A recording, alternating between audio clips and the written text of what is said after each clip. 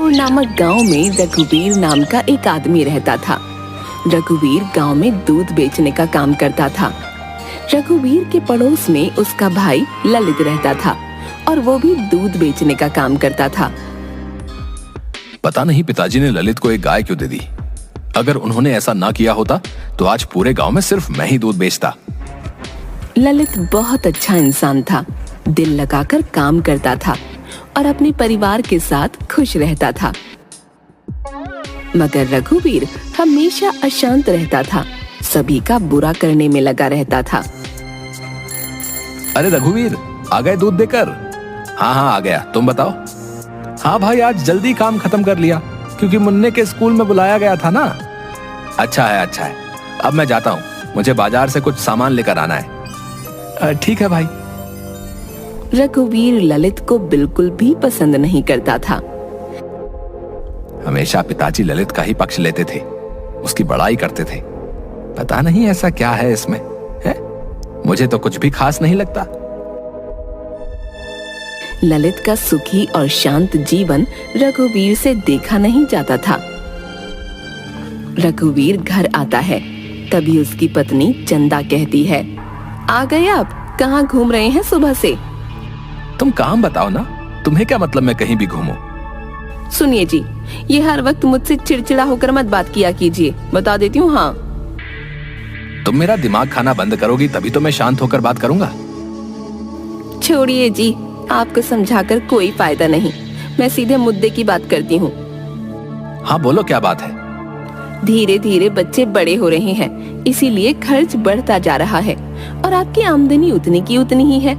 ऐसे घर नहीं चल पाएगा। हाँ तो क्या चाहती हो, मैं क्या करूं? है? इसे गाय के दूध को बेचने से कुछ नहीं होने वाला। आप खेती बाड़ी भी शुरू कर दीजिए, जिससे हमारी आमदनी अच्छी हो। अरे चुप रहो, इस कड़ी धूप में मैं नहीं कर सकता खेती बाड़ी। जरा देखिए तो सही, ललित भैया कितने मेहनती हैं। कभी आप भी उन जैसा बनने की कोशिश क्यों नहीं करते? लो, अब बस तुम्हारे मुंह से ही सुनना बच गया था। तुमने भी कह दिया। एक काम करो, चली जाओ उनके ही पास। ये क्या बोले जा रहे हैं आप? जरा भी समझ नहीं आप में, जो मन में आता है वो बोल देते हैं। मुझे नहीं बात करनी आपसे। चंदा गुस्सा होकर वहां से चली जाती है। पता नहीं ऐसा क्या देख लिया इस चंदा ने ललित में, जो ये भी ललित का गुणगान गाने लगी। कुछ ना कुछ तो सोचना ही पड़ेगा। रघुवीर आमदनी बढ़ाने के बारे में सोचने लगता है। कोई तरीका नहीं मिल रहा जिससे आमदनी बढ़ जाए और मुझे खेत पर काम ना करना पड़े। रघुवीर गाय का दूध निकालता है और उसे लेकर सभी के घर देने जाता है। एक काम करता हूँ, जब दूध देने जाऊंगा तब सभी के घर से कुछ ना कुछ चुरा लूंगा। रघुवीर ऐसा ही करता है। जिस भी ग्राहक के घर दूध देने जाता था, सभी के घर कुछ न कुछ चोरी कर लेता था और उन्हें बेच देता था। इस काम से भी कुछ खास पैसे नहीं मिल रहे हैं। इन छोटे मोटे सामानों को बेचकर 100-200 मिल पाते हैं। इसमें क्या होगा? कुछ बड़ा सोचना होगा। सभी को दूध देकर जब रघुवीर घर वापस आ रहा था, तभी उसकी नजर ललित पर पड़ती है। ललित एक ग्राहक को दूध दे रहा था। लीजिए भाई जी, 2 लीटर दूध। लाओ भाई लाओ। वैसे एक बात तो माननी पड़ेगी भाई, हैं? तुम बहुत ही अच्छा दूध देते हो भाई। मेरे घर में सभी लोग तुम्हारे दूध को बहुत पसंद करते हैं भाई। बस मिलावट वाला काम मैं नहीं करता, बाकी तो मेरी गाय है ही अच्छी। समझ लीजिए, बस पिताजी का आशीर्वाद है। ठीक है भाई, ठीक है। अब मैं चलता हूँ, कल भी 2 लीटर दूध मेरे लिए रखना, ठीक है? हाँ जी जरूर। ललित साइकिल लेकर आगे बढ़ता है। अरे रघुवीर, तुम भी दूध देकर आ रहे हो क्या? हाँ, अभी थोड़ी देर पहले काम खत्म हुआ है, अब घर जा रहा हूँ। चल मैं भी घर ही जा रहा हूँ। रास्ते भर रघुवीर बहुत खुश था। घर आकर वो सोचता है, वाह, एक तरीका मिल गया जिससे मैं अच्छी कमाई कर पाऊंगा।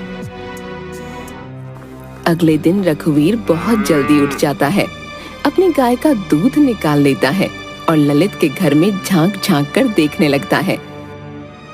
जैसे ही ललित दूध निकाल कर अंदर जाता है, रघुवीर ललित के घर में घुस जाता है और उसके बर्तन से आधा दूध निकालकर अपने पास रख लेता है और बाकी में पानी मिलाकर वहां से भाग जाता है। ललित अंदर से आता है। चलो दूध देकर आता हूँ। रघुवीर पहले की ही तरह अपने सभी ग्राहकों को दूध दे देता है और साथ ही ललित के पास से चुराया हुआ आधा दूध घूम घूम कर बेच देता है। वाह, क्या दिमाग लगाया मैंने। इस तरीके से तो अभी मेरी अच्छी कमाई होगी। साथ ही आने वाले दिन में ललित के ग्राहक भी कम होंगे और वो भी मेरे पास ही आएंगे। ग्राहक बढ़ जाएंगे तो अभी से भी ज्यादा पैसे आएंगे हैं। ललित पर वर्षों से भरोसा होने के कारण कोई भी ग्राहक ललित से दूध की शिकायत नहीं कर रहा था। अब तक लोगों ने ललित से दूध की शिकायत करनी क्यों नहीं शुरू की? लगता है मेरी ये योजना काम नहीं आई। अब कुछ और करना होगा। रघुवीर कुछ अलग सोचने लगता है। अब एक ही उपाय है और मैं उसे भी करूंगा। रघुवीर सुबह सुबह ललित के दूध में जहर मिला देता है और भाग जाता है। ललित सभी को दूध देकर आता है। दूध पीते ही कई लोगों की मृत्यु हो जाती है और कई लोग अस्पताल पहुंच जाते हैं। सभी ललित के घर आकर पत्थर मारने लगते हैं। अरे, ये क्या हो गया? अचानक इतनी भीड़। ललित, आज तुम बच नहीं पाओगे।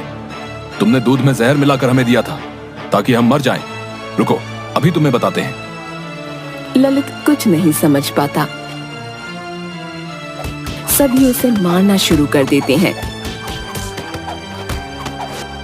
तभी पुलिस वहां आती है और ललित को पकड़ कर ले जाती है। ललित की पत्नी मोना वहां आती है। रुक जाइए, मेरे पति को छोड़ दीजिए, उन्होंने कुछ भी नहीं किया है। पुलिस ललित को साथ लेकर चली जाती है। ललित की पत्नी और बच्चे रोने लगते हैं। तभी मोना की नजर रघुवीर पर पड़ती है। ऐसे दुख के माहौल में रघुवीर मुस्कुरा रहा था। मोना सोचती है, इस वक्त जब इनका भाई जेल जा रहा है तो ये मुस्कुरा रहे हैं, जरूर कुछ तो गड़बड़ है। मोना रघुवीर पर नजर रखने लगती है। ललित के जेल जाते ही रघुवीर पूरे गांव में अकेला दूध बेचने वाला बन जाता है। सभी उससे ही दूध लेना शुरू कर देते हैं। वाह, मजा आ गया। ललित जेल में पड़ा है और मैं यहाँ दुगनी कमाई कर रहा हूँ। आजकल रघुवीर हर वक्त खुश नजर आता था और हर रोज पैसे गिना करता था। अब बोलो चंदा, क्या बोलना चाहती हो? देखो तो जरा कितनी कमाई हो रही है। हाँ जी, ये तो कमाल ही हो गया। आप इतनी अच्छी कमाई कर रहे हैं, इसी खुशी में क्या मैं मायके से हो आऊं? हाँ हाँ, क्यों नहीं। जाओ, मैं बहुत खुश हूँ। जहाँ घूमना चाहो वहाँ घूम कर आओ। ये लो पैसे रखो, कुछ चाहिए होगा तो खरीद लेना। चंदा मायके जाने से पहले मोना के पास आती है। भाभी, मैं कुछ दिनों के लिए माँ के घर जा रही हूँ, तब तक आप इन्हें रोज रात का खाना दे दीजिएगा। सुबह का खाना पड़ोस वाली दीदिया करेगी। अच्छा, ठीक है। रात के वक्त मोना रघुवीर के लिए खाना लेकर आती है तो देखती है रघुवीर नशे की हालत में है। अरे भाभी जी, आप यहाँ? हाँ, खाना देने आई हूँ। ओ, रख दीजिए। वैसे आपको तो ललित की बहुत याद आती होगी, है? बेचारा गया जेल। और कौन भेजा उसे जेल? मैं। जी जी भाभी जी, सही सुना आपने। मैंने भेजा है उसे जेल। आपने भेजा है जेल? मगर कैसे और क्यों? अरे भाभी जी, आप भी ना कुछ समझती नहीं है। मैंने ही तो दूध में जहर मिला दिया था, जिस वजह से उसे जेल हुई। वैसे जब जेल से आए तो कहिएगा मैंने उसे बहुत याद किया। हाँ। रघुवीर की बातें सुन मोना हैरान रह जाती है। मेरा शक सही था। जब मोना वहां से निकल रही थी तभी उसकी नजर एक बोतल पर पड़ती है। वो बोतल जहर की थी। अच्छा, तो यही जहर रघुवीर जी ने दूध में मिलाया था। कौन है इस गांव में जो जहर बेचता है? मिलना पड़ेगा उससे। अगले दिन मोना उस आदमी से मिलती है जो गांव में जहर बेचता था। इसके बाद वो सरपंच के पास आती है। सरपंच जी, मेरे पति बेगुनाह है, उन्हें फंसाया गया है। किसने फंसाया है उसे? आप सभी गांव वालों को बुलाइए, सबके सामने ही सारी बात होगी। सभी गांव वालों को बुलाया जाता है। रघुवीर भी वहां आता है। सरपंच जी, मेरे पति को फंसाने वाला कोई और नहीं बल्कि रघुवीर जी हैं। ये सुन सभी हैरान रह जाते हैं। अरे ऐसा कैसे हो सकता है? ये तो ललित का भाई है। आइए भैया जी, यहाँ सबके सामने आइए और बताइए कि ये जहर की बोतल आपसे किसने खरीदी थी? ये जहर की बोतल रघुवीर जी ने मुझसे खरीदी थी।